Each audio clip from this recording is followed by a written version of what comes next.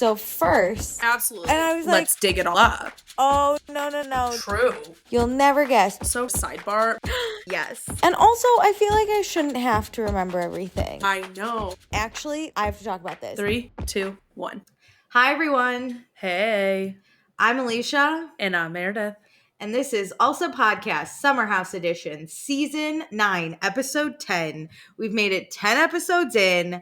We did more than one day this time, so we're at least making some sort of progress through the summer. Yeah, we're increasing the number of hours that every episode I captures. feel like I have mixed emotions with almost everyone in this episode. I agree, because like I hate people for certain reasons, but I love people for other reasons. And I'm we always say this cast, like we don't truly hate any of them, and that's what's enjoyable. But some things are irking me about some people, but I love them for other reasons. It was like one scene I'd be like, oh, and then the next scene I'd be like, thank God they're here. We're talking, it was. I mainly had that with Jessie because there was a lot of like ups and downs with Jessie this episode. Oh, I had it with the gals. Really? And Jessie. And a little bit of like Carl. Yeah, I just had it with everyone. But we'll get into, you'll know my opinions soon enough. I can't wait. Before we get into the episode, we have an Instagram, a TikTok, a YouTube, a Patreon. All available for you to check out. Meredith works incredibly hard on all of them. I don't. So all of the stuff you see is not me. Because I tell my friends, if you don't see if it's not my face, that's the only time it's not me. No, literally. I'm like, if you see someone else's face, that's obviously not me. That's the only time. If it's my face, that's the only video I've made. I just need you to start recording them and I will literally edit them. I literally chuckle in my own little apartment, making all these little edits. I got depressed because I made everyone go look at my Love Island video. It got flagged and I was like, I don't even care, Meredith. I know. I tried so hard to like fix it too. I don't know what's wrong. I got to post part 2. I got to post part 2. But we all know my niche is just complaining about shit. There just hasn't been anything to complain about. I need more of it because I'm just giggling and kicking my feet over here on my own shit that I want to hear yours. I'll be better. But also please be sure to rate, review, subscribe. Meredith and I have found the reviews in the depths, so we will read them. So leave us some more. Give them. We will now read them. And yeah, so Meredith, before we get into the episode, we do have to hit on something. What? We have a comment from last week's episode on our Patreon from a $5 patron, which is something we offer. So we're going to start with Lindsay R. So Lindsay R says about like last week, and then we'll move on to this week's. Jessie says a lot of negative things about Lexi on camera. She's ditzy, she's jealous, she's not meeting my parents, she's checking my followers. Based on what Lexi has said, it sounds like he is laying it on thick when they're alone. I don't like them together, but I feel for Lexi a bit. I didn't feel for Lexi really until this episode. And then I was like, no, yeah, it's rough out there. I felt for her with the like toe suck and all of that. And like that incident of like, very wow, true. He's making it like, oh, Jesse's or Lexi's jealous. Like that's the problem, not what I'm doing. Yeah. So I feel for her like in how they're moving, but I 100% agree with you. Said Lindsay said this, right? Yeah. That I don't like them as a couple, but the longer this goes on, I'm like, Jessie, you suck. They're definitely broken up now because there have been some social media I've been meaning to tell you this, that I saw, I think on Reddit, that someone who listens to Lexi's podcast, we don't. Lexi has a podcast? Did you not listen to my timeline? Of course, Lexi has a podcast. I zoned that out. I was like, I know. Everyone has a podcast, including us. It's literally too many. I know. Anyway, go on. But Lexi has a podcast. It started back up. It like took a 2-year break, started back up here in January. Oh. Very timely because she's going to be on the show, which like no shame in that.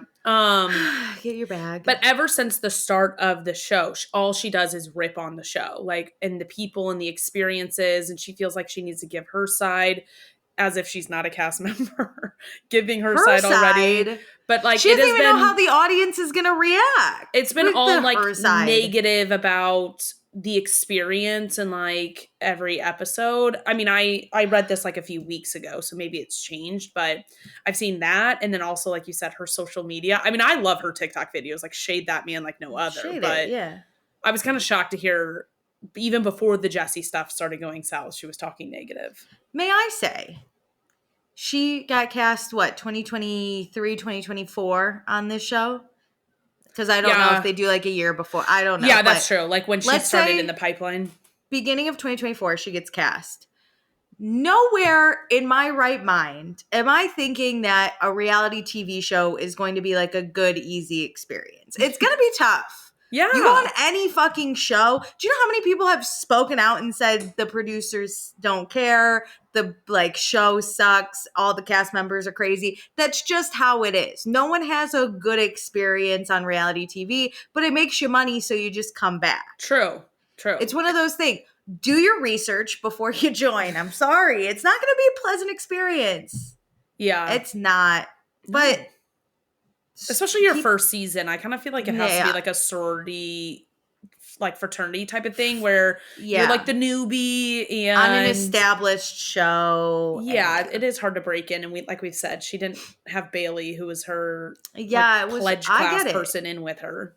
It's rough, but I don't think she needs to tell her side. I think the audience is pretty receptive to her. That's what the reunion's for. I personally don't need a weekly podcast episode. Leave your podcast at the door. Thank you. Anyway, let's get into the episode. So previously on Summer House, Carl hasn't had sex in a year since Lindsay, and he of course brought that up when he saw her pregnant ass in a bikini. Emerald gets laid every single weekend. Jessie joined Emerald in Emerald's room during a threesome and, quote, got his toe licked, which there's no way he spent 37 minutes. The longer this goes on and the more we talk about the 37 minutes, it does become crazier and crazier. I said this from the time. I was like, there's no way someone sits on a bed for 37 minutes and chats while a threesome's happening. I know. They're about to film the reunion because Andy asked for questions. And I just can't wait for the shady-ass question that somebody on X, Twitter, Blue Sky has asked about this 37 minutes. No, truly. But he didn't tell Lexi about Toegate. Paige is going on her Giggly Squad tour, and Craig is upset about her being busy, and Paige is confused. So, we immediately start the episode, which this episode, for some reason, I just thought bring back the song. I really missed it after this. It's so funny you said that because I just pulled the intro from Paige's first season and was like, oh, that was so fun to watch. We gonna start living the best life. And I was just thinking of Paige walking slowly on that beach with that thing flowing behind her. I think of Kyle on the city bike. Yes. In his suit. Oh, I loved it. I'll make an edit just to satisfy you. Oh, send it all to me. Okay, but it is Saturday, August 10th, 7:59 p.m. We're at Kyle's DJ event on the anniversary of Carl's brother's death, if you remember correctly. I forgot this is where we left off. This is exactly where we leave off. Paige and Sierra are talking. Sierra's giving Paige some, I don't want to say advice, but some realism into her relationship with Craig. Yeah. Because Paige doesn't really know what to do.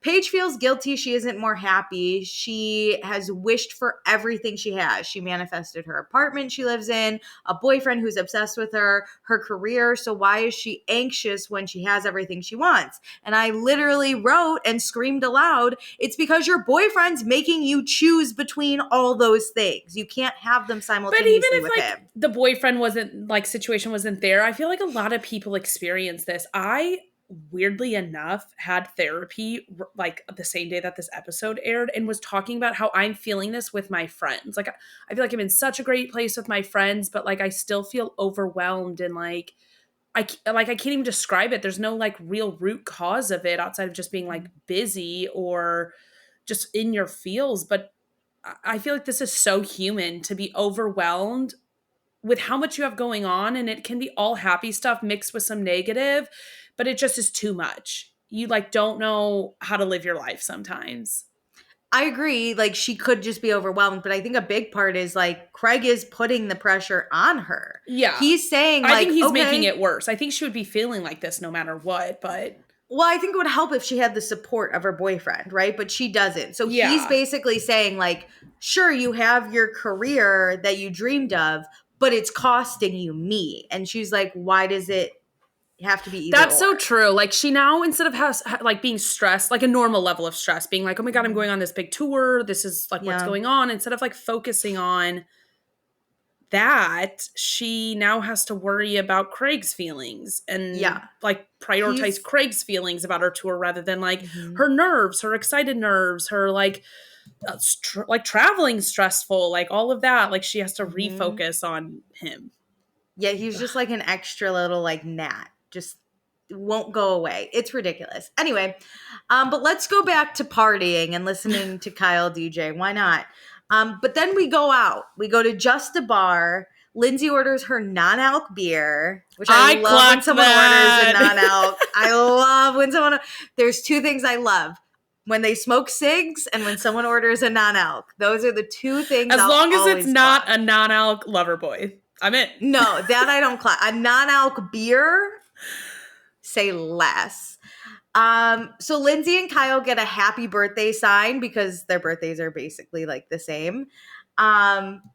And so here is Lindsay at the club with her ex, pregnant, celebrating her 38th birthday. And my favorite was when the sign was there, Kyle and Lindsay were like dancing with it, and Kyle rubs her belly and goes, "We're pregnant. We're so pregnant." I mean, they did say before the season even started, everybody was like, it really felt like we were all pregnant. And I think like Lindsay's pregnancy is really bringing this group together. Like, we haven't seen this group on like one page in a long time. Yeah. Yeah. Also, Lindsay and Kyle, those two are the same fucking person. I thought about you with that. I was like, man, they really are on. If there's ever an argument to make, like, convince me that astrology is real, it's that these two are probably the same sign and they're literally the same person. I never thought about that they are so similar and their birthdays are back to back. I don't even know if they're the same sign. Could be cusp. I don't even know what that means. But that's true. We know nothing about astrology, but I don't know. I love when we talk about astrology, but we know nothing. So much. No, literally. We're like, we don't even know what their sign is. I think they're a Cancer. Like, I'm a Cancer and I'm the end of June. Right? When aren't Leo? Oh no, they're August. June? Never mind. Why did I think that they're in? Well, if you're end of June, doesn't that go into August? I don't know. When do Leos show up? They're summer too. Alicia, you're asking a lot of questions. We don't know. We still need to get our charts read together. No, literally. Anyway, like a real couple. Anyway, yes. So it's 10:52 p.m. Sierra and Paige are like, we're going to go home. And Lindsay's like, me too. Thank God for pregnant Lindsay. So they get back at 11:11. Sierra and Paige have their bed covered in shit, and it stressed me out. Remember Sierra in COVID season? Stressed me out. Yes. I clocked, even last weekend, whenever Craig was in town and Paige and Craig were in a different room, Sierra's room was even more of a disaster. No. It's just a lot. No, it was terrible. And Lindsay calls Tanner. She's like, got caught in the club tonight. This poor pregnant woman. Anyway, at 11:38, Amanda's back. She left alone. Kyle said he's waiting for his friends, and he's not going home yet, which checks out. 11, it's not even midnight. Kyle's not coming home yet. This is wild when she's like, hi, I'm ready to go home. She's with you. Like, she's physically saying, like, let's go home. It's not like she stayed in and so he stays out all night. He can't even pick her when she's with him. No, never. Sierra, Paige, and Amanda FaceTime Lindsay from bed because it's midnight now to wish her a happy birthday, which Lindsay loves because she's also in bed. And they all agree they love pregnant Lindsay. They wish she could be pregnant forever. She's just a lot more chill. She doesn't care about the bullshit. Yeah. She's only focusing on her family. I think she's chill, and I think other people have softened Lindsay in their mind. That, because usually, truly, if you really watch like Lindsay, she doesn't usually care about other people or the bullshit or people's feelings, which is how she's living now. Only now people are like, oh, we get why, because she's pregnant. Before it was like, why don't you care about it us? seemed And she's more like, selfish, I think, on other Yeah. people's part, or like in other people's view of She's it. the same. She's always been. Yes. And I think it's perception. I also think people are coming at Lindsay differently. Like, Lindsay will not back down from a fight ever. And people are just like not engaging Lindsay in fights too. So Yeah. it's just a different interaction constantly with everybody and Lindsay on their part, on her part. Agreed. Love. So Amanda goes to bed, and this is where Paige tells Sierra she's really anxious because Craig is going to kill her for that conversation they had on camera at Kyle's DJ event on the anniversary of Carl's brother's death. Like, gonna kill her. And Sierra's like, he's probably going to hate me too. But Sierra doesn't give a shit. So it is now officially Sunday, August 11th. Happy birthday, Lindsay. 1:31 a.m. This suspicious car pulls up, and at first I was like, the fuck is happening? Alicia, there was such sketchy music. I was like, I was getting stressed out. I'm like, what is going on? Because the music started well in advance of the car really pulling in. I was like, security, there's a pregnant woman inside. Someone save the girls. I thought that later too, whenever it kind of felt like somebody was breaking into the home. I'm like, felt like there's a lot. It definitely felt like a scary movie, this episode. No, truly. But then it's just Jesse and Lexi, and the way that they're like in the car, not in the car, arguing behind the car. Yeah. This cracks me up when people know exactly where the cameras are and like try to hide. But your mic is on. Like, okay, so now they don't know because they don't wear mics when they go out because they don't capture it. It's like the mics of the outdoor cameras are picking them up. You just know there was a camera guy sitting there like putting it louder and louder and like playing around with that audio to get anything. He texted the intern and was like, "Hey, I need you to take the outside noise down and move the mics up to capture this." So we didn't know what was happening. It was the most confusing moment, but I wrote down the entire conversation. Okay. So if you want me to dramatically read that really quick. I love when you give me a dramatic reading. Okay, I'm ready. Okay, I'll try and do two different voices. Ooh. I don't know how to do this. Okay.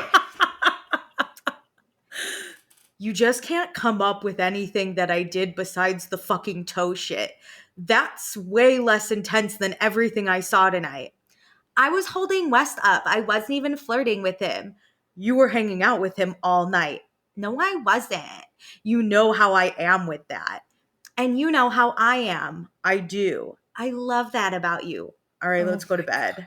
And I literally went, did they have a fight?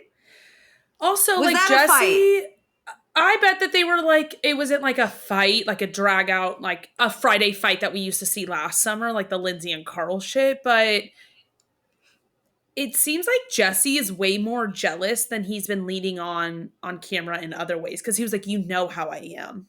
Sir, you've never mentioned this. That's weird that you know how I am. I've known you for maybe 30 days. I don't know anything about you. Lexi's been upfront that she like can get jealous. And so like that's something to keep in like mind is, hey, like don't try to egg her on in that way. Like she can get jealous. But he has not been telling us that. She's been very open about that. Yeah.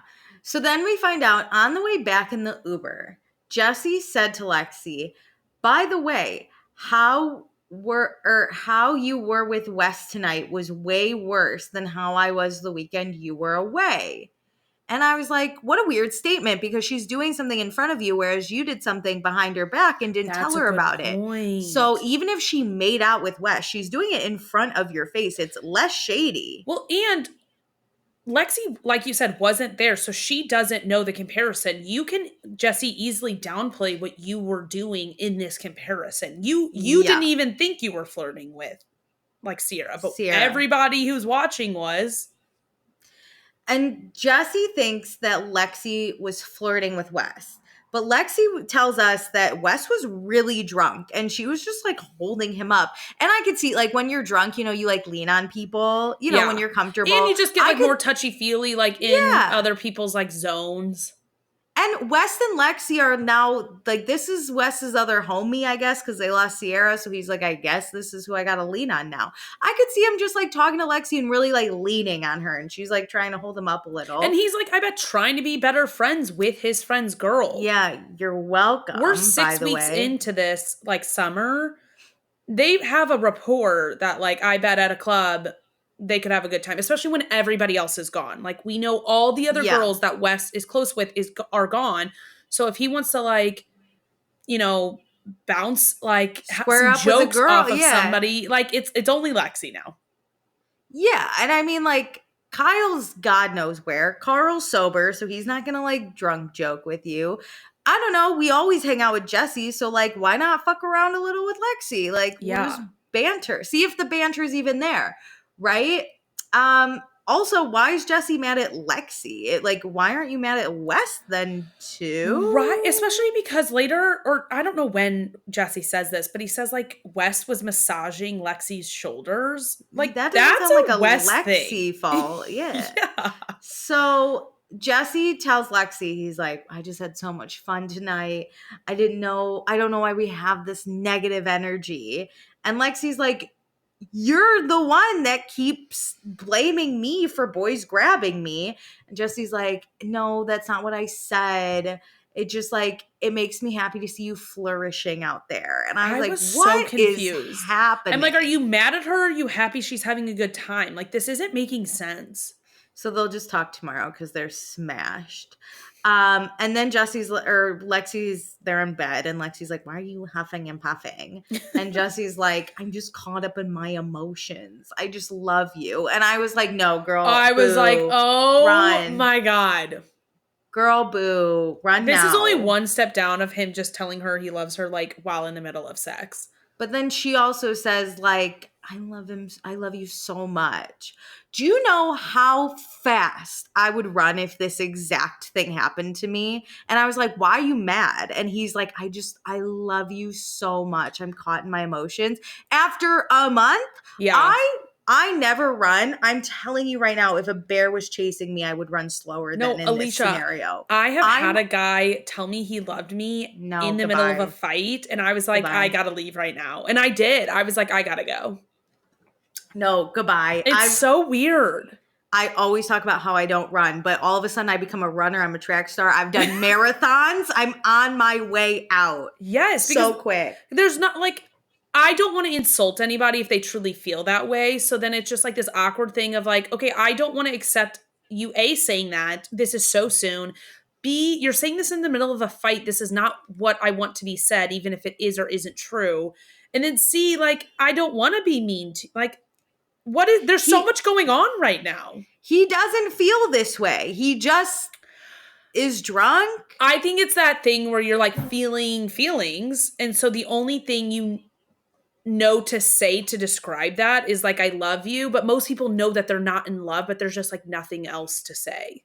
Boy, bye. No, you're not going to yell at me about something that's not my fault and then be like, I just love you so much. That's what annoys me the most is it's like the switch up to like smooth. He constantly does this where like there's a problem and he needs to smooth it over. So it's like, let me invite her to meet my parents. Let me say I love you. And it's like so gross. So weird. Learn how to manage your own emotions and self. Like stop. Truly. Like therapy. Glossing over things. Therapy. Go to therapy. It's not that, just sign up. You're rich. Go to therapy. You're going to have a therapist. So it's 3:42 a.m. Carl's home with Emerald and new friend number 5. I love the counting. Get it. Get it.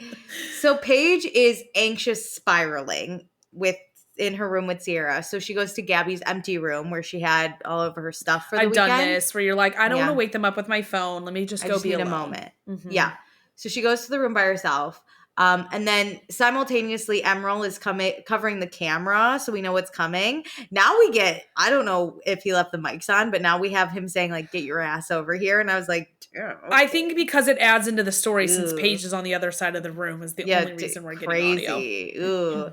And then Paige, of course, hears Emerald going to Pound Town. Okay, not just hears. Like that headboard is banging. Crazy. That's what would piss me off. Not really that he's like bringing people home, but it's like, this is a whole thing that I don't need to be a part of. And now I feel like I'm a part of it.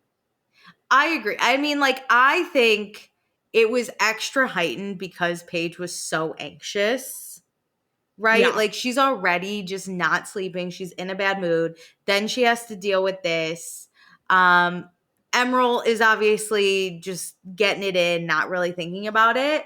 I don't necessarily think Emerald's at fault.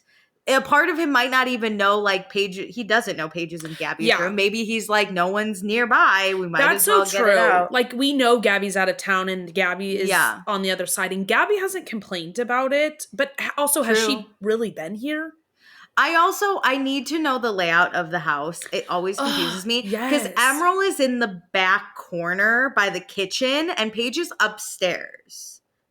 Oh. Isn't Gabby's room upstairs? Am I crazy? Yeah. Because she's in Carl and Lindsay's old room.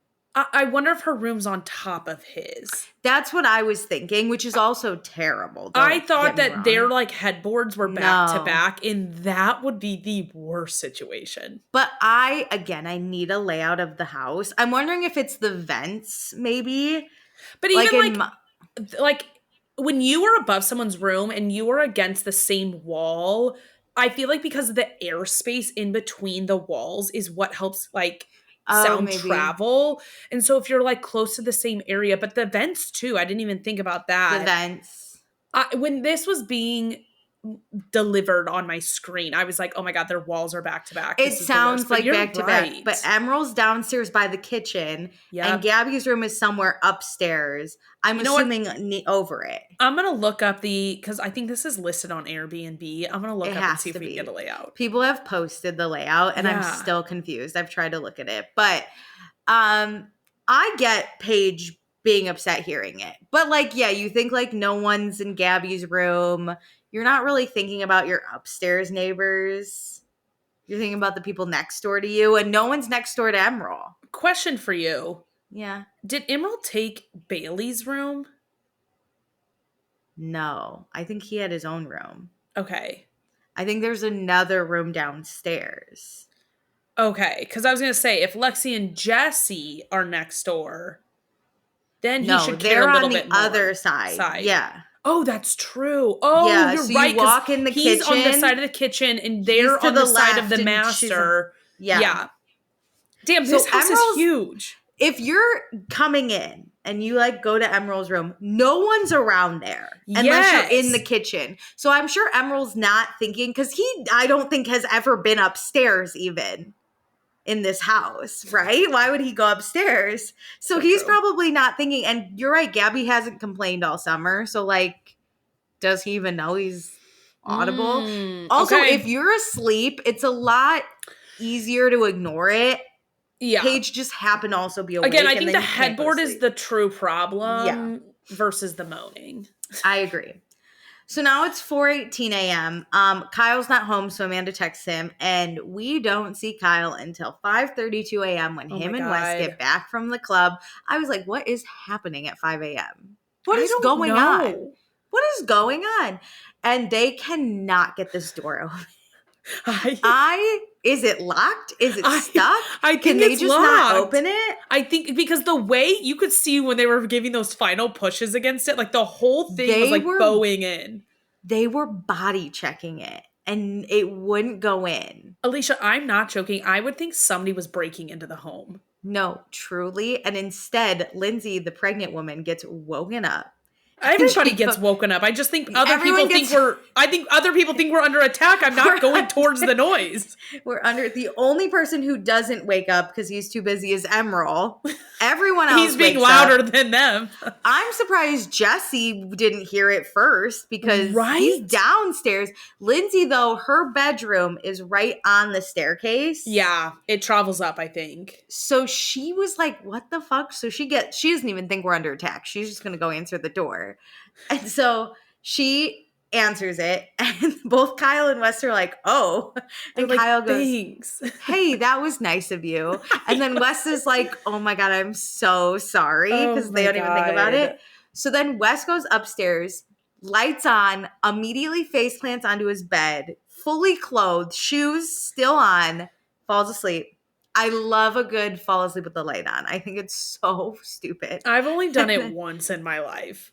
No, truly, I've always turned off the lights. I'll just get ready for bed in the dark. I won't even turn the light on. Yeah, I've only done this when I came home from day drinking. It was still light out, so all my lights were on, and I passed out mid, sit on my bed. Yeah, but if I'm getting home at night or 5 a.m., I guess, I wouldn't even turn the light on. Yeah, I do not turn the light on. I literally immediately just throw my shoes off, my pants off, and I get in bed. He doesn't even take his shoes off. Why is the light on?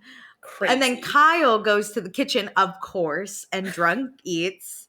And then he sees a chair in the alcove by the kitchen, and he walks over there. And I went literally it was like watching a sporting event. I was like, if he sits down, he's going to fall asleep. He's not getting up. I know. It's hard because I had conflicting feelings about Kyle because I'm like, Kyle, it's 5 a.m. Like, poor fucking Amanda. But I'm like, oh, I love drunk Kyle when he eats his little food alone. He's like, num, num, num, num, num. The only thing that could make this better is if he had a bag of chips, one hand in the chips, and passed agreed. But I literally, it was like watching, when when a football player, they break the defense and they're just gone. I was like, if he goes towards that chair, he's dead and he's right there. He's not getting up. And he walked over there. He sat down and he fell instantly asleep. Out. Instantly. It was 6:03 a.m. and he is passed out in that chair. So then at 7:17 a.m., Emerald is showing his guest out who cannot find her shoes. We're looking. We have no idea. Which is wild. You've been here for 0.5 seconds. How do you lose your shoes? Where did you take your shoes off? Amanda wakes up. No Kyle. But she knows he's home. Probably because his Find My Friends looked up. Yeah. So she walks out into the kitchen and she finds him in the alcove. She's like, oh my God. And so she just sticks her finger in his open mouth because that's how he passed out. And he scares awake. He looks at Amanda. Okay, but he's a little too nonchalant. No, truly. He's like, are we doing brunch? I guess this is normal for him to fall asleep in a random chair. If somebody woke me up and I woke up in a chair, I'd be like, whoa. Yeah, what happened? What happened? My wife's above me? What's happening? No, he just looks at her and goes, are we having brunch here? And she just walks away. She doesn't even answer him. He knows. He knows, fuck. Not only did I stay out late, but I didn't even make it. But also, it's been 2 hours he's asleep. True. It hasn't been that long. No. Not even. He got home at 3, you wouldn't even know. He went to bed at 6:15, you said? 6:03, he was passed out. Yeah, so this was an hour later. Yeah, no, truly.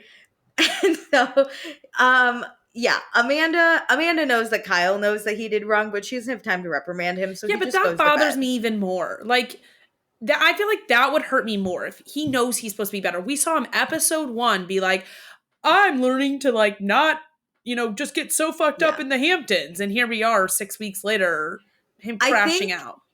I'm curious if he texts Amanda back. Because it kind of seems like she texts him and is like, where are you? And he just doesn't respond. Tell her. Yeah. Because okay, sure. If my boyfriend's out or my husband, whatever, is out until the wee hours of the night, sure, I'm going to complain. But if we're on a show and that's kind of our job, I feel like I would care a little less. Obviously, when he would cheat on Amanda and they weren't like this, obviously she was rightfully concerned. At this point, she doesn't seem concerned he's going to cheat.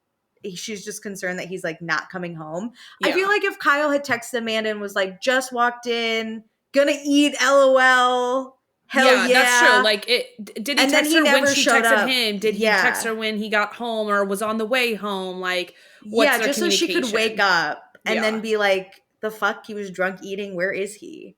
Right? I know. It seems like she woke up and tracked him. So there wasn't communication. And is he doing this every weekend or is this only when the show is being filmed? When the show's airing. We do have a job here. This is Kyle in the summer in the Hamptons. If it's funny. A 2-month period, I wouldn't care as much that my husband was doing this. But if this is happening in New York constantly, that would bother me.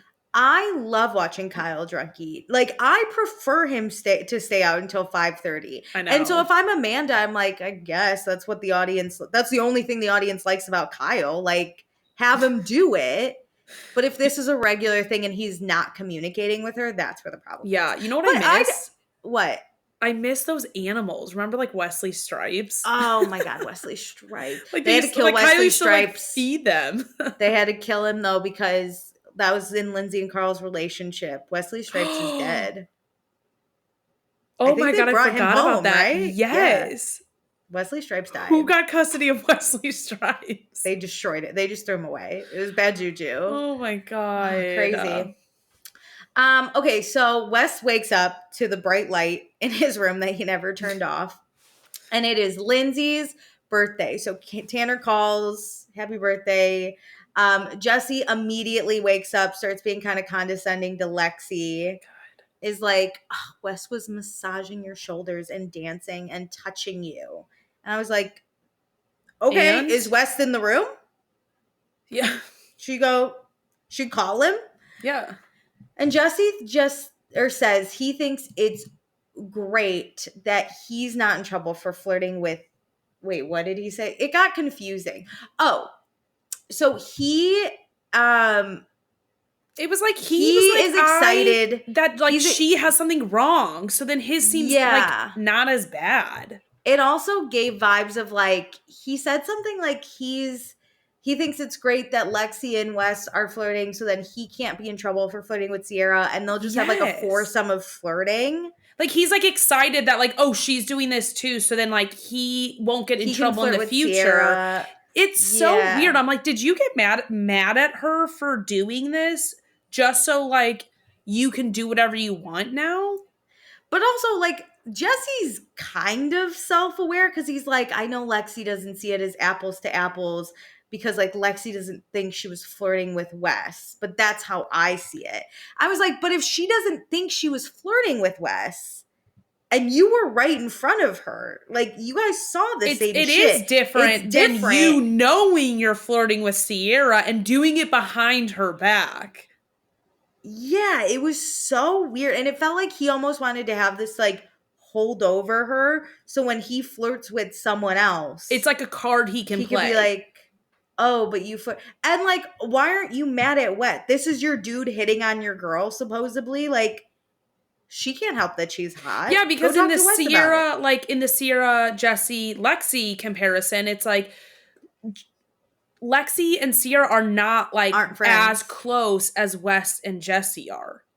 Yeah, it was so this is where Jesse became the villain of the season for me. Same. I was like, I don't understand what you're trying to do, whether subconsciously or consciously, because it's like all weird on multiple levels. Like the fuck is wrong with you?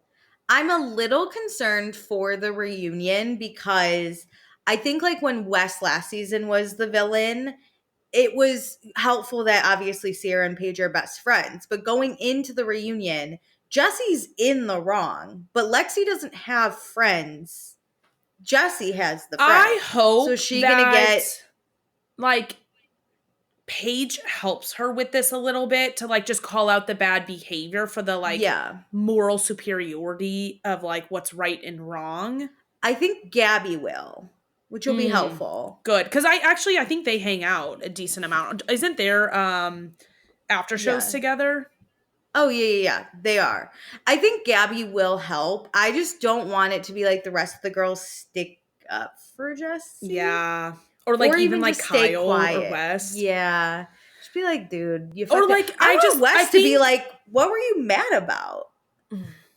Honestly, I also think Jesse's just going to keep downplaying this and being like, it really wasn't that big of a deal. I didn't have bad intentions and just like the like making this into nothing. It's so weird. Anyway. So then Amanda surprises Lindsay with B-Day brunch, which was so nice of Amanda. She cooks this like amazing brunch. Oh my God. The fact that no one helped her was insane. But literally when I tell you Amanda and Lindsay are on my bestie board now, I'm so obsessed. I think that they will never be the like girls who like gab, you know, like together. No. They're not like that, but they truly have just this like long history and bond. Yeah. And that's like this moment really shines through like Agreed. Their long-standing friendship. I also think Amanda is kind of a chameleon where she can fit into a bunch of different groups. Like Paige, anyone she hangs out with is Paige. People will like almost like change not their personalities, but how they usually are to fit Paige because she's a strong personality. Whereas I feel like Amanda can fit in wherever. She is She's the more one of who's like like a pawn. adaptable. Yeah. Yeah. She's more adaptable. So I feel like she has a different kind of friendship with Lindsay where they don't need to gab, but they do have this like mutual respect for each other. And like you said, they've just gone through so much. And Lindsay back in the day used to yell at Kyle for being a fuck. So like, yeah. And Amanda seems like the type to like show her love by actually like showing up and doing things for someone, like an acts of service. This was so sweet. It melted my whole heart. Anyway, I love when good things happen for Lindsay. Too. So, where were we? Sorry. It's she surprises. Okay, yes. So so Lindsay sees the brunch, so everyone's going to get ready for brunch. Sierra and Paige are in their room, and Sierra asked Paige what's going on, and Paige just said she's really anxious, partly because of the conversation from yesterday. She's probably just going to Uber home by herself. And so Paige also mentioned she's done with Emerald. She's grossed out by him. Sierra thinks Emerald needs to have more respect for the house. Like there's a pregnant lady. I was like, okay, we don't need to use Lindsay as like an excuse for that. I understand like it is a difference. The like actions of Emerald are different than the rest of the house and the vibes are different, which secretly I'm loving this because I like a little like just normal roommate conflict rather than everything being like World War V. Yeah, I agree. But it's hard because I think I would be Paige. I'd be like kind of frustrated. Like this isn't just the vibe I want of my house, but this is also a show. Like there's a lot at play here. I don't think, obviously, if I was Paige, I wouldn't love that this like happened to me. However, it was like a first offense that this happened to me. Like every other time Emerald has gotten his guest unnoticed out of the house. But they're annoyed with just like him bringing back now 5 total girls too. But that's like none of their business. It does come because a lot of like slut shaming him. It's slut shaming because if he kept bringing back the same girl, Jesse sleeps in Lexi's room all the time and no one's upset about that. But Emerald brings back different girls and everyone's like, oh, how many girls? 5? That's crazy. And I don't like that Paige was like grossed out by him. I agree. That did bother me. That hit wrong. I think it being back to back, like constant, I understand kind of it just like is like building for people. So it would be nice for Emerald to maybe take a weekend off. Like that just would relieve, I think, some tension. But the number shouldn't be like, oh my God, 5 people. My thing is like maybe we missed something, but like it doesn't seem like anyone had a problem with this until Paige was woken up one time about it. And now she's like, I'm done with it. Sierra woke up to it as well and I think was annoyed. When? But like she says that she heard it last night too. Oh, did she? Later in the conversation, yeah. Oh, I thought she was just sticking up for Paige.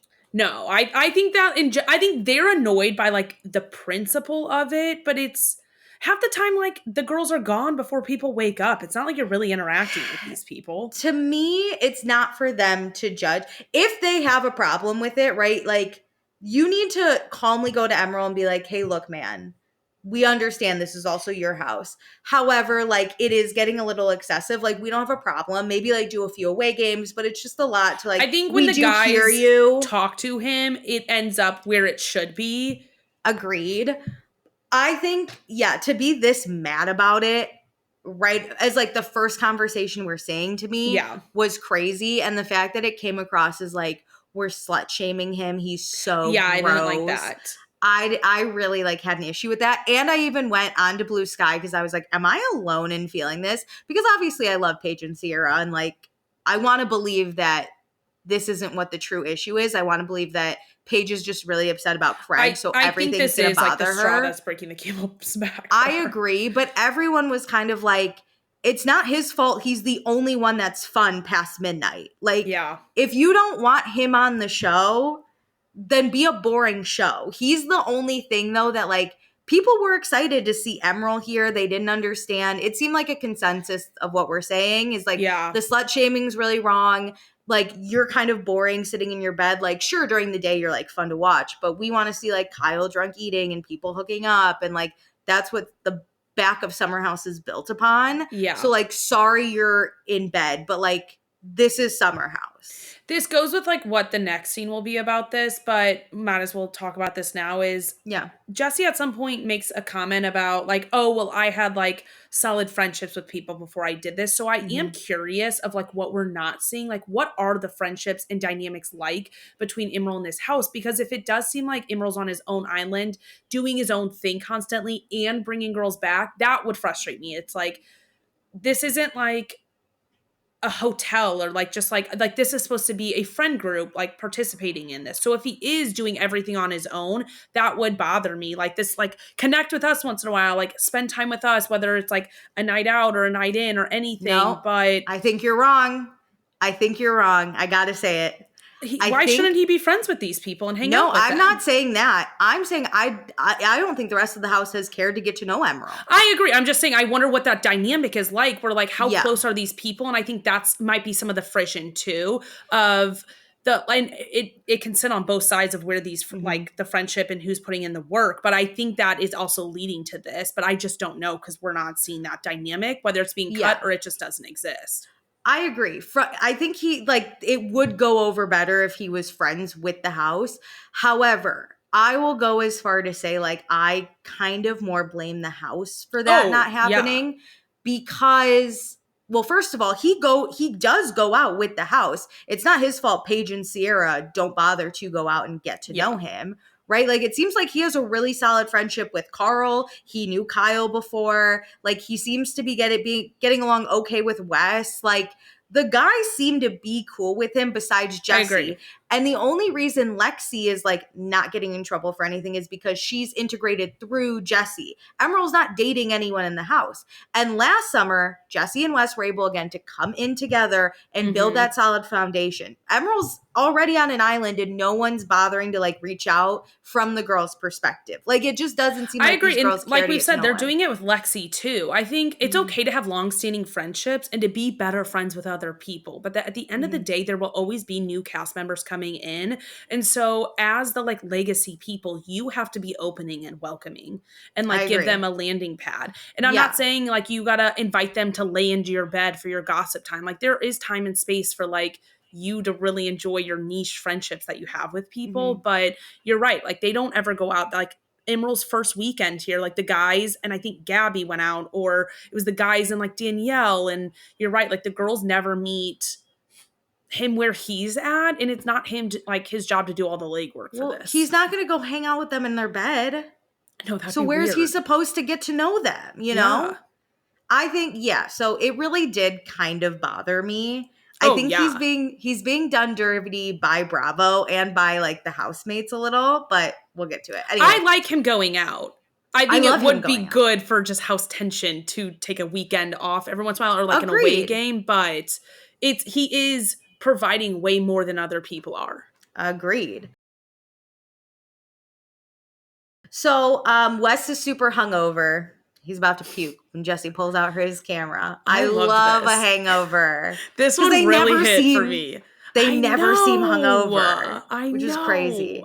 But when you wake up at 7 after being out at 5, you're hungover. That's what it is. And you don't eat. Most of my hangovers are like because of lack of sleep, and my body's just like on the brink of everything. And no food. You just went upstairs and fell asleep with the light on. Like, your body hates you. God. So, everyone kind of goes downstairs. Paige tells Lexi and Amanda that she's so grossed out by Emerald. She heard him having sex. That pissed me off, that comment. And then Emerald walks in and he's like, hey, good morning. And Paige is like, you need an STD check. And Emerald is like, I use condoms. And this is when Paige is like, but how many girls is that? And Emerald's like, why would I keep count? And I was like, that's kind of a tough answer, dude. That's awesome. Also, it could be the same girl, and she could be sleeping with other people because everybody has the right to, and he could still need an STD check. Like, why does the number signify a need for an STD check? Because I also think because Emerald is so intentional about like not being monogamous, I bet he gets checked way more often than any of these people do. Yeah, have we checked Craig recently? Like, it just seems like it's so judgy. Like rude. You're saying that he's dirty. Like, it was so gross. I didn't like this part. So Lindsay's here. Happy birthday, princess. Lexi's in really nice clothes for Lindsay's brunch. Everyone else looks like they're feeling that is what not Wes true. is That's feeling. her top is her Is like it her sleep top. pajamas? Yeah. Oh, she put It's on actually just so jeans, cute. though. She seems Jeans with very it, though. hungover as well. It seems like she Ugh. just like ripped on some jeans and was like, I am Rough. here. So then Carl and Sierra sit outside, get some sun. Carl tells Sierra that at the club, Lindsay went up to Carl and just said, like, hey, I know it's a rough day. I'm just like thinking of you, kind of thing, which is sweet. That was nice to do. I am really happy Lindsay did that. Yeah. It reminded me that, because I didn't think about this last episode, but she should be able to put like the beef aside and like be able to acknowledge that day for Carl. I like that she let him process it, right, with the boys. They went to Kyle's event. I'm not mad she did it at the club because they're both sober. Same. So, like, there was nothing. And there was the loud music and you had the ability to leave. It wasn't like in the kitchen and then you're both stuck there. And like, she doesn't need to be the first person. She doesn't need to be the like go-to anymore. So I think she probably also was giving it time and space for him to like you said, process it and have his day. And other people can be the ones who are the support system to him. But she will still acknowledge. I know what today is. Yeah. Yeah. I think, too, it'll mean they didn't have an after show. I looked. But I thought watching it back, if I was Carl, watching Lindsay tell the house last episode, like, hey, Paige, it's the anniversary. Like, that would have meant something for me that, like, you did remember and you let the house know so they could help me. Yeah, like you care about me. I think that would like make me feel good. Like, okay, like we still have that really like deep love and knowing about each other, but like we just operate in it shows up in different ways. Yeah. And then in Lindsay fashion, Carl says, happy birthday. And Lindsay goes, it's tomorrow. Like, girly. She cannot let that man have any peace. I'm obsessed with her. This is how you should be with every fucking man, ex or not. Lindsay's like, no will peace. Not take her foot off his neck. No sleep. Club, another club. You're never gonna know peace. Oh, it's awesome. She will be so sweet and then nope, don't get used to that. Sorry about the death of your brother. I was remembering. You're in my thoughts. Happy birthday, by the way. But it's tomorrow, you. Dumbass. Oh, awesome. So Sierra says she's going to Montauk today, and Carl's like, I'm going too. So they're going to go out there together, which I was like, the fuck are you two doing in Montauk? I was like, what is happening here? And Carl tells us he really wants to be friends with Sierra again. He's also looking for someone like Sierra for his next partnership. Oh, no. Yuck. The internet is ablaze. If I have to watch Carl and Sierra have a flirtation ship, I'm going to die. I'm going to die. I'd rather watch Emerald every weekend hook up. Like the disgustingness. Okay. Also, related to like their friendship and him wanting it back, it really bothers me that like now that he's single, it's like, oh, I can like hang out with my friends. Like it wasn't Lindsay's fault that you didn't maintain a friendship with people you cared about. Like I'm kind of tired of the whole couple versus single thing of, oh, like now that you're single, now you like want all these great friendships back. Like how about we invest in our friendships no matter what the status of our relationships are? No, literally. So Kyle comes out with Jesse. And Kyle's like, you ready for your ex-fiance's birthday brunch? And then Sierra tells the boys she's over Emerald. Like, have some respect for the house. How many girls have you brought back? And then Emerald walks out and he's just like, good morning. And Sierra immediately... I'm happy she said something, though, because it would bother me if she would have said this behind his back and not at least talk to him. I agree. I think she came at him a little crazy, though. Like, there was a nicer, calmer way. If this is first offense, we haven't seen them ever bring this up to him before. So he's like, why are you coming at me so hot? He is confused, and rightfully so. Yeah. So it's 10:51 a.m. Sierra's like, do you bring girls home like this to your own home? It's just obnoxious at this point. And Emerald's like, I did kind of think about that. Like, I maybe should be a little more mindful. Right. So like, I think what Paige said this morning, he was like, oh, maybe I should. But then Sierra's like, when did you think about that? And when were you going to execute it? And I was like, no, lay off, simmer down. Take a Xanax and calm down. And then Emerald just said like, he's just trying to have fun this summer. And Sierra says, like, oh, so that's like bringing people to the house. And Emerald kind of looks at the guys and he's like, does everyone feel this way? Because now it does seem like the whole house has talked about it. Yeah. And everyone's coming at Emerald. And Carl just says, like, I've never had visitors like this. Well, Sierra does say, these are my thoughts and my thoughts alone, Yeah, which I appreciate her taking ownership of that and not trying to, like, make it as if everybody is ganging up on him for this. I think the rest of the boys, they were like, fuck, what do we do? So Carl says he's never had visitors like this. And I want to be like, because no one ever wanted to bang you the way they want to bang Emerald. It is, okay, I will give the house, I'll say, and mainly the girls, a little bit. Like, this is a different, the rules of the house is different. Like, we have never had this. So, like, it is right that, like, this really isn't the experience most people have had in these homes. Agreed. But that doesn't mean it's never going to be the experience. No. And I just understand it is a little bit, like, I don't want to say jarring because that's not the word, but it's just like, oh, shit. Like, look at him go. Oh, people in our house are sexually attractive? I would have never, right? They get all these uggos and then Emerald shows up and everyone's like, he might get some. That's it. They're fucking jealous. I mean, we've seen the caliber of man in this house. They all suck.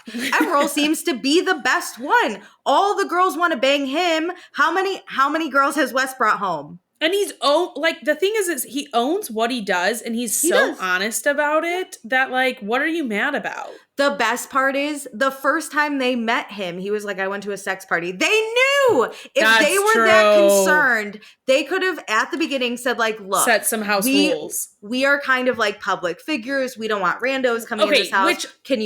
That's ridiculous. Not public figures. No, I know, like, but I wonder if they think, like, they're above it. Like, wow, you're bringing random people around us.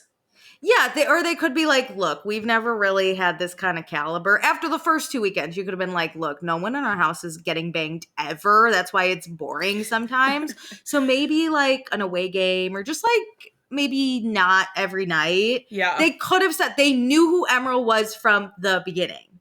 Yeah. And like, sorry, Wes and Jesse came in last season and Jesse got maybe one girl. And Wes immediately coupled up. Sorry, Carl, his first few seasons was banging Lauren or doing away games because he was going to get shanked if he brought another girl home. But they thought Jesse's was like cheating. Funny. Like, they watched from the windows and were like cracking up about it. No, literally. So whatever. So Carl's like, I've never banged the way you are. This is different. And Jesse's like, once in a while is good. Maybe like an away game. I think that was a good advice. Yeah. And Jesse says he was in Emerald's shoes last season or last summer, but yeah, he had relationships with everyone in the house before he brought the girl back. I again blame the house for this. I blame the house. And you're right. Like, nobody else has. Jesse did it once. So, like, when you do it one time, you're not going to get that frustrated. This is like building up with it's their own thing, but it's building up every time Emerald brings someone. I hate to do this. I'm just going to say it though. I'm going to say it. Do it. I'm going to say it. I'm going to get crucified. I'm going to say it. Do it. I kind of think the rest of the house is like a little jealous.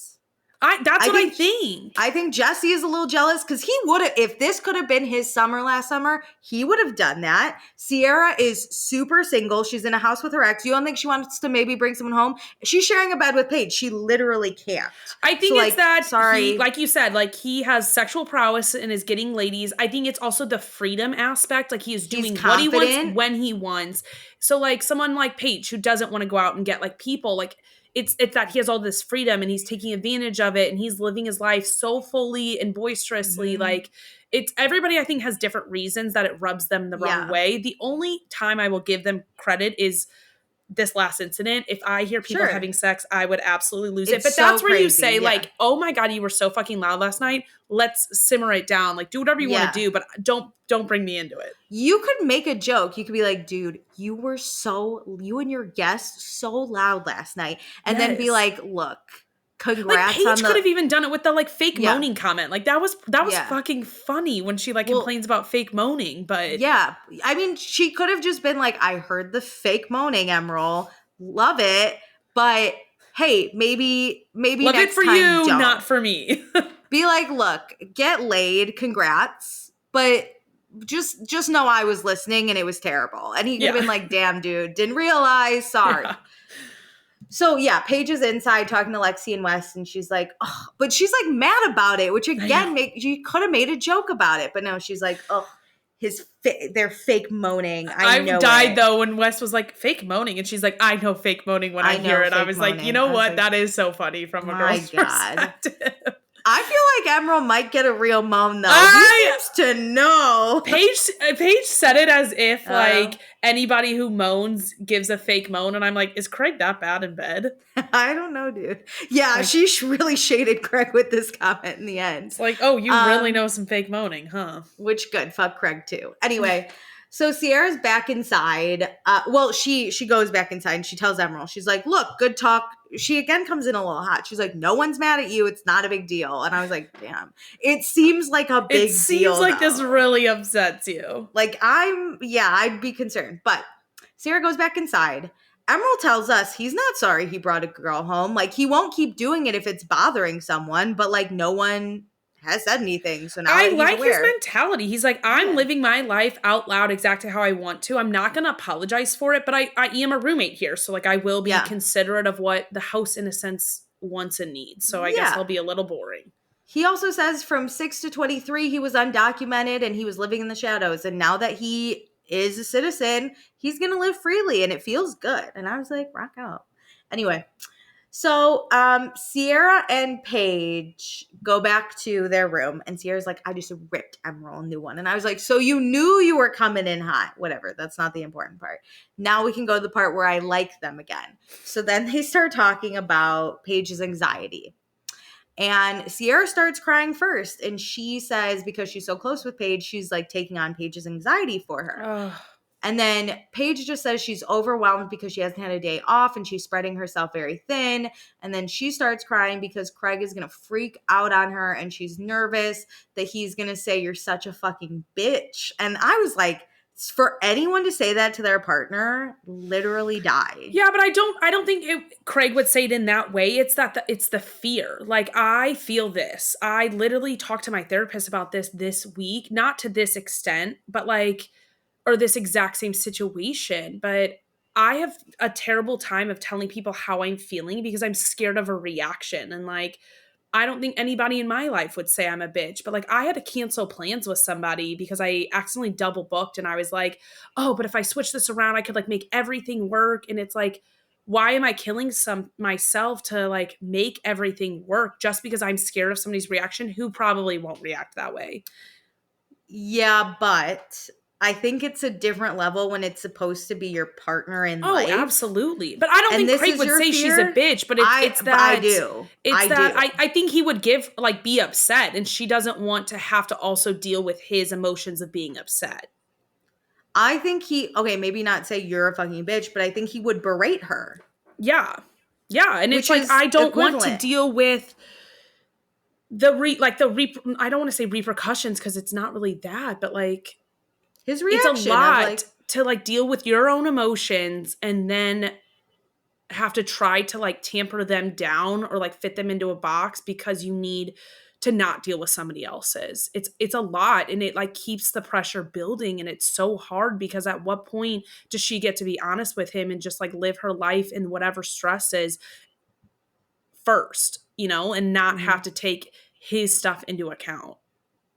But truly, I understand, like, you have this anxiety, I have this anxiety, everyone has this anxiety, but I think with Paige, the anxiety is mostly because Craig has acted like this, right? Yeah. You're saying like, I don't think anyone in my life would react like this, but I'm scared for this reaction. I think Paige has gotten this reaction before. And no, I have too. Like, this is where a lot of my fear, I think a lot of her fear about like saying this stuff, it comes, from Craig. But I don't think everybody reacts that way to her. But then you start to be stressed about everybody's reactions too. She's just not concerned. I think that's the thing is if one person has reacted this way, you could like then be concerned about everyone reacting this way. But I think specifically Craig has acted this way and she is specifically scared about Craig.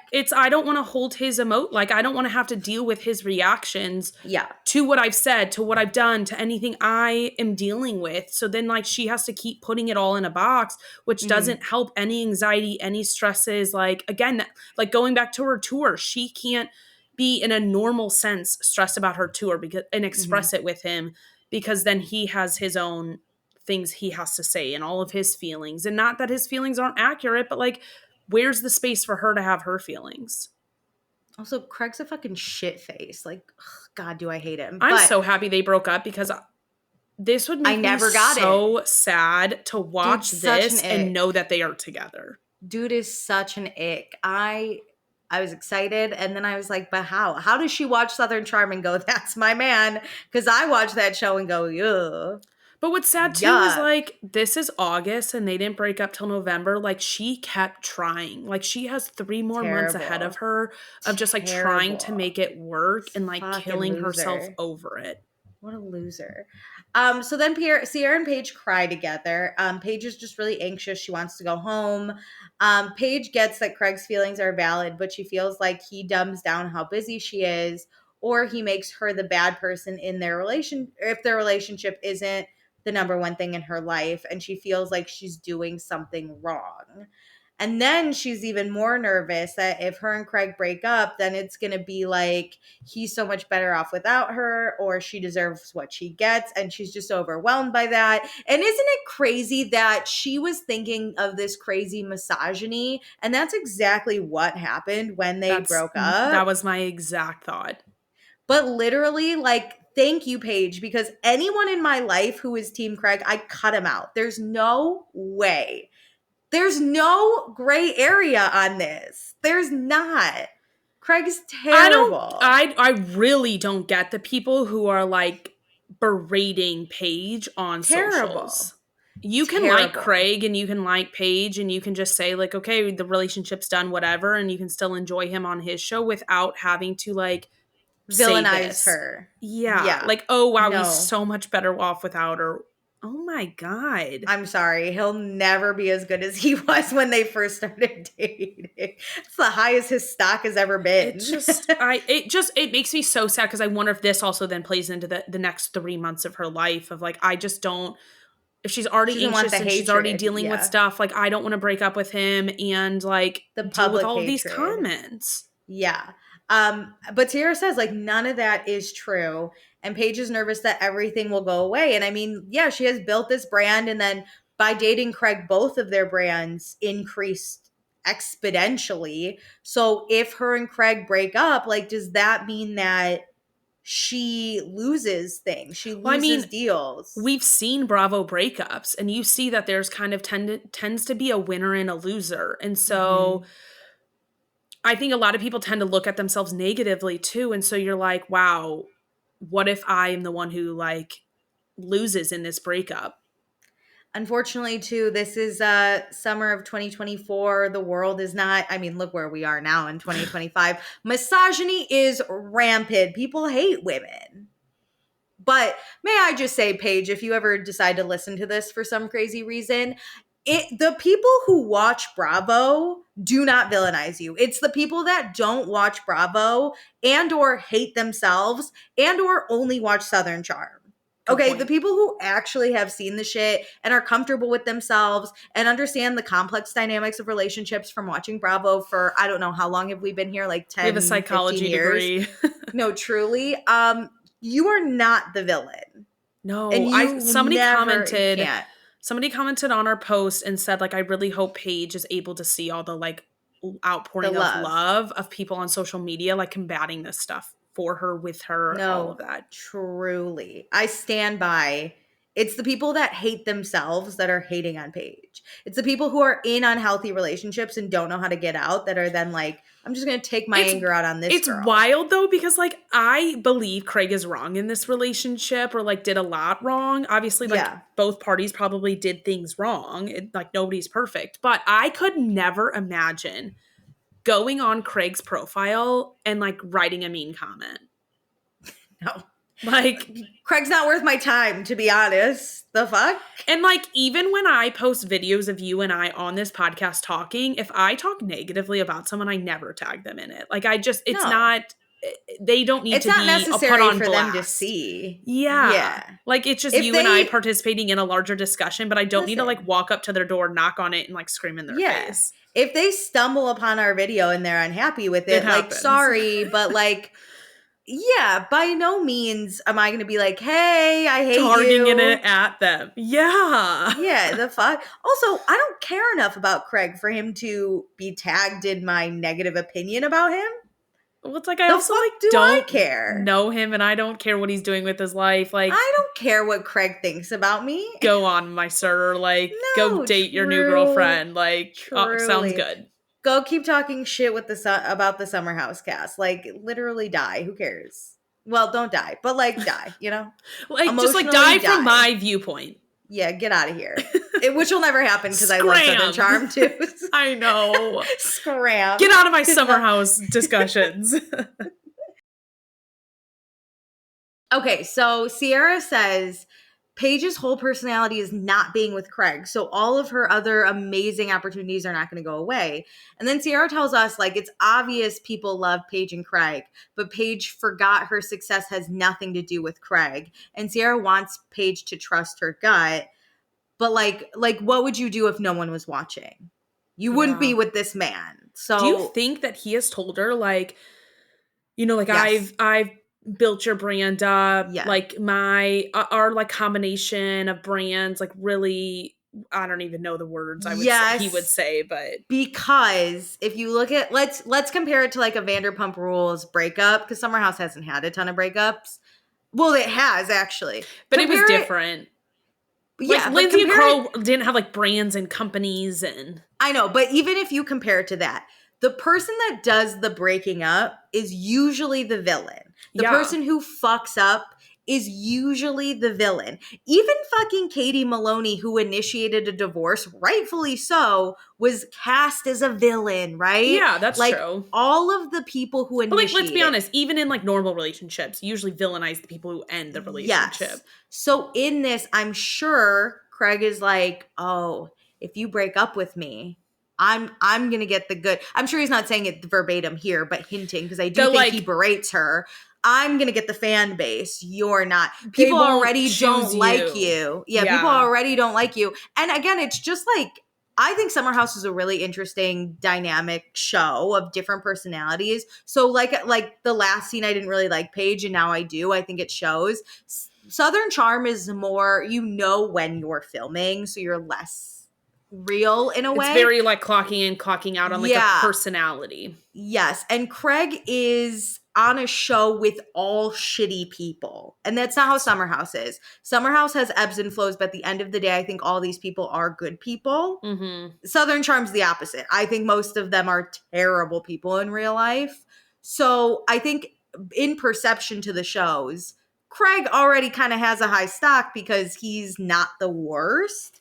Paige, on the other hand, because Summer House ebbs and flows so differently depending on the episode, depending on the cast dynamics, she has already been seen as a villain in some areas, specifically with like the Lindsay and Paige stands, like those. Yeah, you're right. Like, the bar is so high on Summer House that it's easy to like not meet the like excellence. The criteria. The bar is so low on Southern Charm. Because you literally have a 50-year-old who impregnated a 21-year-old season 1. It can't get worse. And then you add in the drug addicts, add in all the drinking problems, add in Shep breaking off not an engagement, but a relationship for what? Just so he could go get his dick wet somewhere else? Like, Craig looks like a king on that and like show. Most people like don't really have jobs, so like Craig having like a booming business is like, whoa. Whereas like everybody on Summer House, everyone has a job, a company they started, like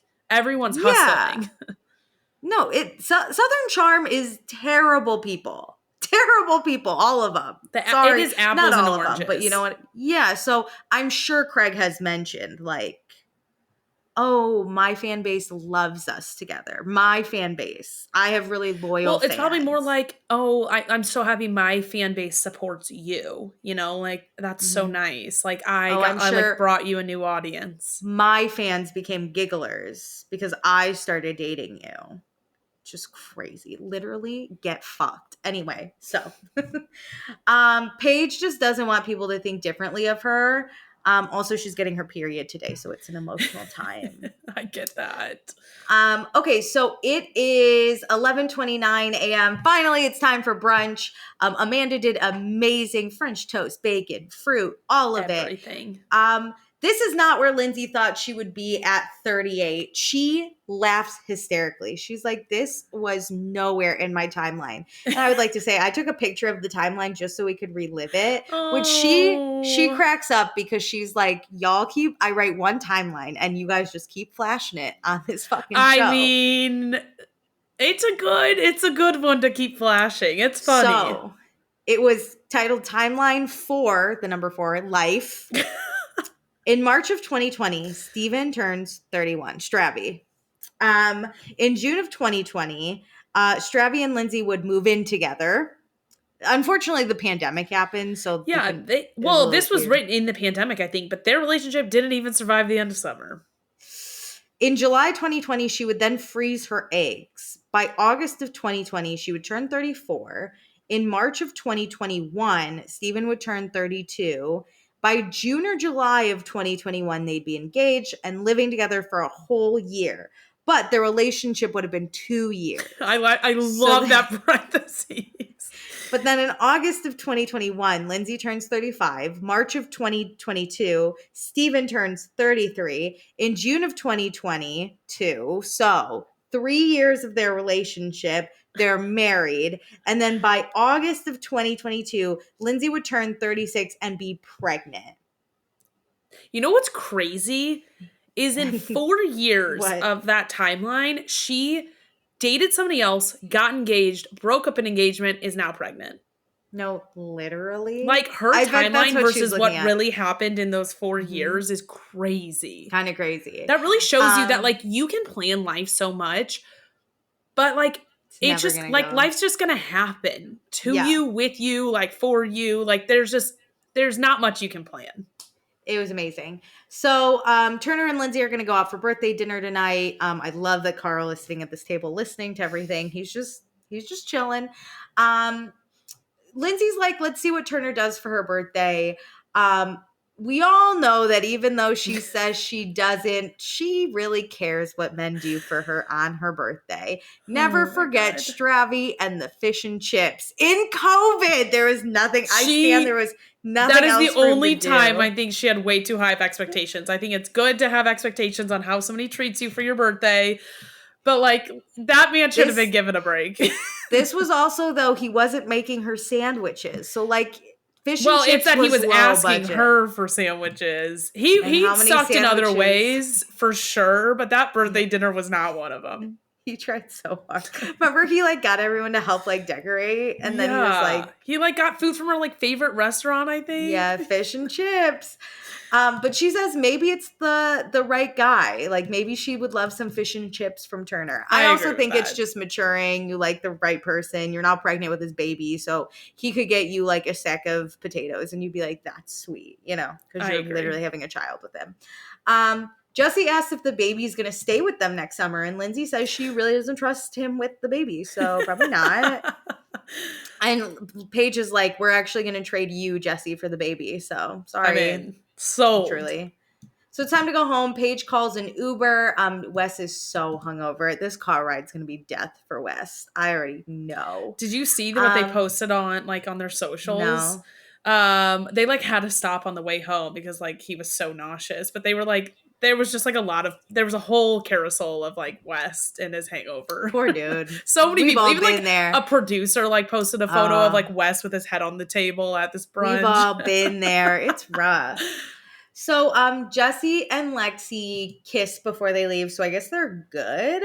But Jesse says he didn't like fighting last night, and Lexi's like, I wasn't fighting. And Jesse then tells Lexi he loves her all the time for a long time. Or wait, sorry. Lexi tells us that Jesse always says he loves Lexi. Yes. And he tried to say that she like asked him to say I love you. And she was like, I didn't do that. I'm like I am becoming like a Lexi stan, just like just to fight against like Jesse. I'm like, stop doing her dirty. He's an ick. The first time he said I love you to her was 11 days of knowing her. Crazy. A runner, a track star. I am in the other direction. Yeah, does that not freak people out? 11 days? You don't know me after 11 days? Do you even know my last name? 11 days? That's crazy. 11 days isn't even 2 weeks. I've had periods that last longer than 11 days. The way she also says, like, oh, I'm trying to fast track my feelings to, like, match his is diabolical. Crazy. Yuck. Like, Capital no. A, we should never do that. And B, we especially shouldn't do that with somebody who's saying, I love you after 11 days. Truly, goodbye. Truly, say goodbye. I need more people to become a little more avoidant. I need to become less avoidant, but like, let's avoid this stuff, Lexi. This is the thing to avoid. So it's 12:26 p.m. Paige is leaving. Bye in her Uber.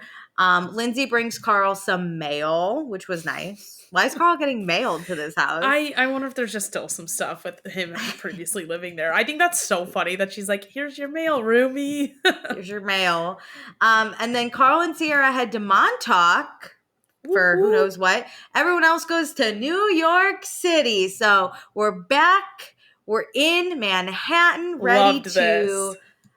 We don't know what day it is, so that sucks. God forbid we ever give a timestamp, people. So we got 3 scenes in the city, and all I can tell you is the American Cancer Society Hope Lounge. That was Wednesday, so I'm just going to assume this is all Wednesday. We have to say that the girls were the next day because there's no way Sierra did that glam. Right. Okay, let's say then Lexi and her mom and sister grabbed drinks on Tuesday. Perfect. Okay, so it's supposedly Tuesday. Lexi is getting drinks with mom and sister. Espresso martinis in the city. Lexi's sister has left Toronto, moved in with Lexi. Her mom's always in New York because, that's her team. And then they're like, how does the living arrangement work? And she's like, well, my sister has 1 room. I have 1 room. But most of the time, the 3 of us end up just like hanging out and falling asleep together. And I was like, the way I don't even like sharing a bed with my sister on vacation, we're never sleep. I'd be like, I don't even want a boy in my bed. Why the fuck do I want my mom? And sister? There's 3 of you? Listen. Are we cuddling? Stop hanging out with your family. It's weird. The way you and I are so in agreement, it's like, listen, I enjoy specific moments with my family, but like, have some alone time. Have some space, babe. Like, you're a little codependent. You are codependent. We come from normal families. Meredith and I both see our family a lot. We go back. We keep in touch. Yeah. We do. We're always back with our family. The way I would never sleep in a bed with my family if there's another bed open, bye. Yeah. Like, if there's like 1 hotel room, 1 bed, and this is all we've got, yes, I'll sleep in a bed with my sibling. I'm on the couch. But we're not chatting. We are pretending like we each have our own bed. Like, leave me alone if I'm laying in bed.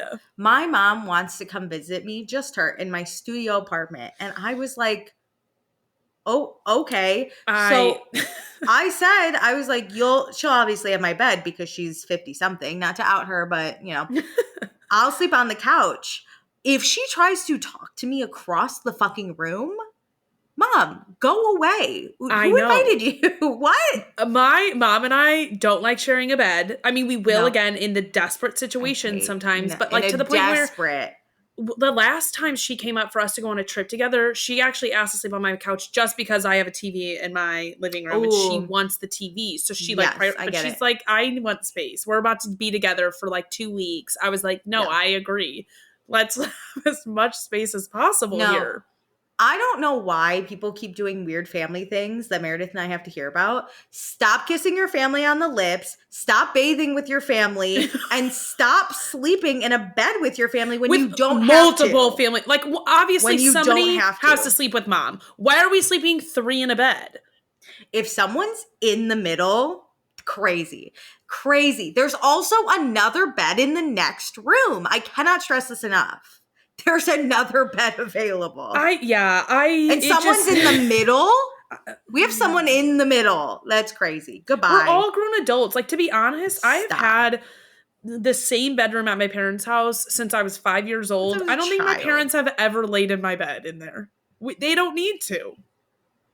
No, we bed train. Once I was stuck in my bed, my parents didn't come in. I couldn't go in their bed. My parents didn't even want to come upstairs when I was growing up. Like, that is why my family yells so much, because they would not even walk in my room. Desperate situations only if you need to come into my room.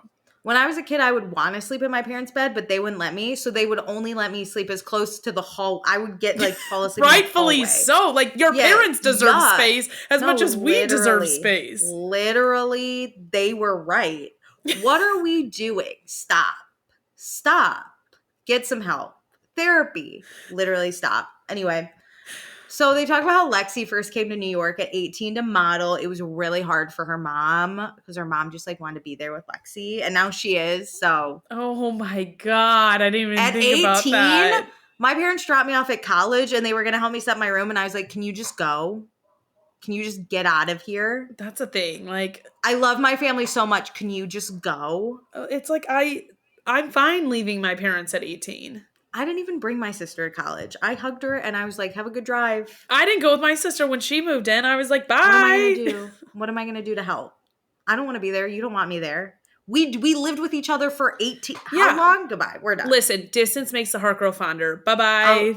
I'll see you later. Truly, you're not going off to war. We'll be good. Yes. So, Lexi talked to Jesse about this because, they've both gone through a lot.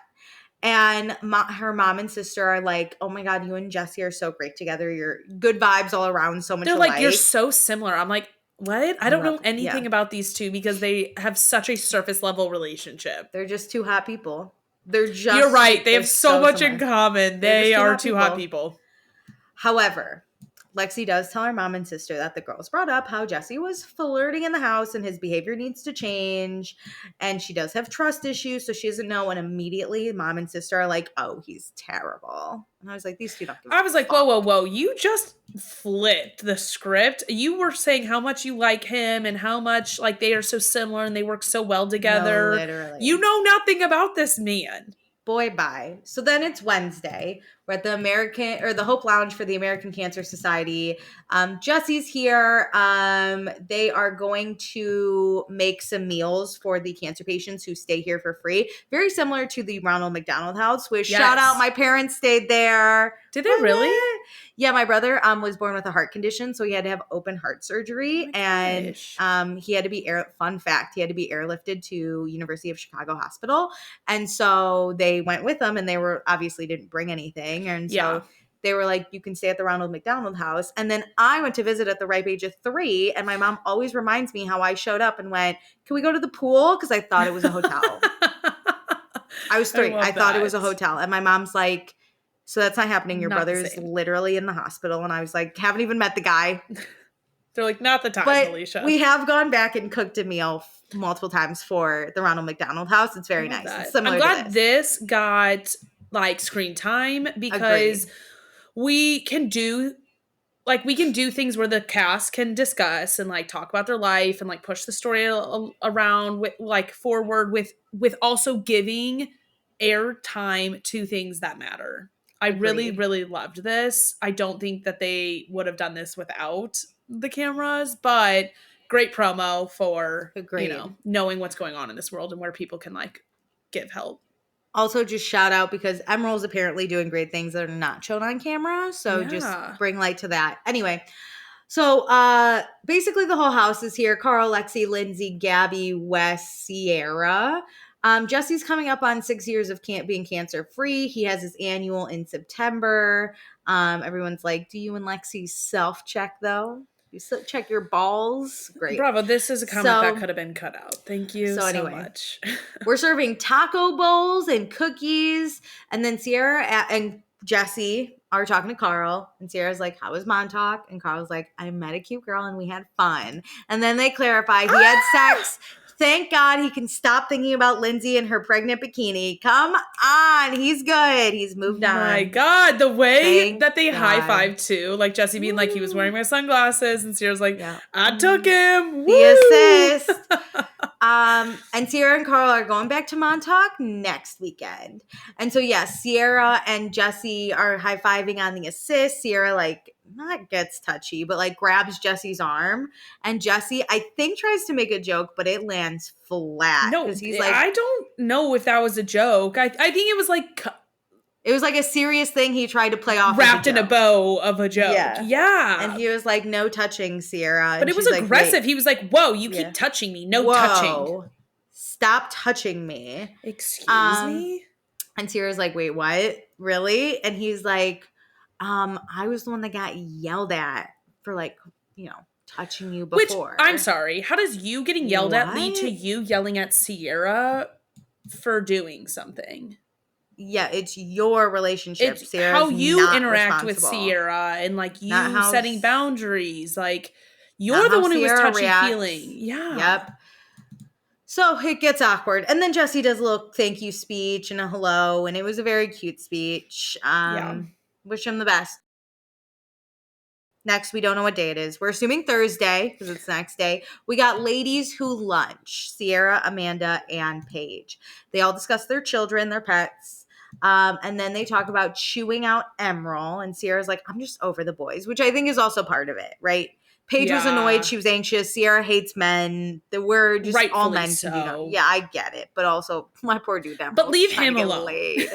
Every other dude's on it. You're like, that's the topic that, like, he's not doing anything wrong in. Yeah. Like, we hate the boys and everything else. Truly. So then they talk about Craig. Craig came over on Sunday. He was already coming, so it, like, wasn't out of the way. But on Monday, they had the same conversation because he was doing his schedule for the fall. Which is when Giggly Squad was going on tour. And so Paige told Craig, like, you're valid in your feelings of feeling that I'm very busy, but you don't seem very concerned about my once-in-a-lifetime opportunities that I'm getting. So, like, can you maybe open up to that? And apparently Craig apologized. He just really misses Paige. She's just, like, sad boy. Like, and Paige is just going to deal with her emotions after the tour. So then Sierra talks about the Hope Lounge. It was great. Amanda and Paige couldn't make it because they were working. And Sierra's like, are you sure you just didn't want to do a good deed? And they're like, Anyway, so Sierra says it was really nice to give back. But then she tells them about Jesse's no touching comment. Because Jesse got, quote, yelled at. And everyone's like, but it's Jesse that can't control himself. Like, it's not Sierra's fault. And Sierra says Jesse has some nerve to tell her not to touch him when he's all up in her shit all summer. But okay, we want to play that game. It wasn't a sexual touching. She was touching, like, his elbow and his, like, forearm. Like, she was, like, laughing and, like, falling on him. Yes, like, it really being wasn't. Like, that was hilarious. In front of everyone, in front of his girl. So really, she was in front of all those strangers at, like, in front of the cancer patients, literally. Like, this was nothing. So Sierra's like, you know what? If we're gonna play that game, we're gonna play it. And you know what? I love that, Jesse. You don't have a friendship with Sierra anymore. Goodbye. You're getting yelled at. Bye. Love that energy. Like, see you later. Oh, you're gonna yell at me for touching you. We are gonna have no contact, physical or even verbal. Like, we're done here. Truly. So, that's where the episode ends. So next time on Summer House, we are visually accosted by Tom Schwartz. I don't know what he's doing here, but okay. Why are they pushing him on us on everything? He was also on the Valley this week. Like, what is going on? Like, literally, there couldn't be a man I want to see less. I mean, there could, but he's up there. Jackson Sandoval, I would want to see less. So at least we didn't get those two. What is this goon doing here? It's because he had a brand event out in the Hamptons around the same time. Go hang out with him on your personal time. I don't need him on my screen. Pull a Danielle and just meet him at Kyle's DJ event. He doesn't have to come to the house. We're already short on bets. Or, like, have him come to the party, but he doesn't need to be, like, part of the storyline. No, literally gag. Carl talks about hanging out with Sierra. Lexi tells Jesse that she knows he's talking shit behind her back. And the girls tell Lexi better to walk away now. And I was like, girls are going to have her back maybe. I hope so. I hope she breaks it off before the end of the summer. I will become a Lexi stan if she does. I don't think they do. I think they went on a date in September. Well, he also said he had a girlfriend in September, I think, or that he was like dating somebody in September at some event he was at. Yeah, so we'll see. But should we do fun, not fun? Let's do it. Or no, who's your not fun? Are you gonna pick Jesse again? I want to, yeah, but if you want to pick him, I could pick somebody else. No, you can pick Jet. We'll do a team event. This is a team event this week. I'm so over him. I don't care how much he does for cancer patients. I don't care because of how he treats Lexi. No, literally, truly. I'm gonna pick. God, it's hard because no one was really bad. And like I said, I ebbed and flowed with everyone this episode. I think overall, I'm just gonna do a no fun to West. That might be a hot take. That hangover was so fun. I just kind of forgot he existed compared to everyone else. I just forgot he existed. That's true. Every week when I pull my quotes, I literally have nothing for West. I think I've had one for him all season. That I've even documented because I don't post them all. And the girls were all pretty good. Emerald I had fun with. Kyle drunk 8, so I'm not going to give it to him. So this is process of elimination, Jesse and West. Good point. But who's your fun? You can make an argument for a lot of people. I mean, it was Lindsay's birthday. Amanda cooked a great birthday dinner. Kyle drunk 8 and fell asleep somewhere unknown. True. Paige wasn't necessarily fun, I'll say, but she's working through some shit. I'll say Sierra maybe wasn't that fun either, but she's also working through some shit. Emerald, I think I gotta give it to Carl. He got laid. Ooh, forgot about him. He made, despite a rough day, I feel like he had a good day at the DJ event and out all night. Volunteered, bantering, and he's getting his friendship back with Sierra, bantering about having sex. He's in a good spot with everybody. It's a weird pick. I would have picked Lindsay, but I think Amanda gets it more, so I'm going to give it to Why Amanda. Are you mad that I didn't pick Lindsay and then you don't even pick her? Because I think we should support women, Meredith, and not these men. So I forgot Carl existed this episode. So oh my God, I did not. I couldn't because he wears goddamn green clogs again. I missed it. I wasn't visually accosted by it. Listen, they are he wears neutrals with them, so the only thing I see are those Shrek feet walking in and out of the house. Anyway, I'm going to pick Amanda. I think her waking Kyle up was so funny. Then her cooking the brunch was so nice. I really do love her. Yeah. And Lindsay's friendship.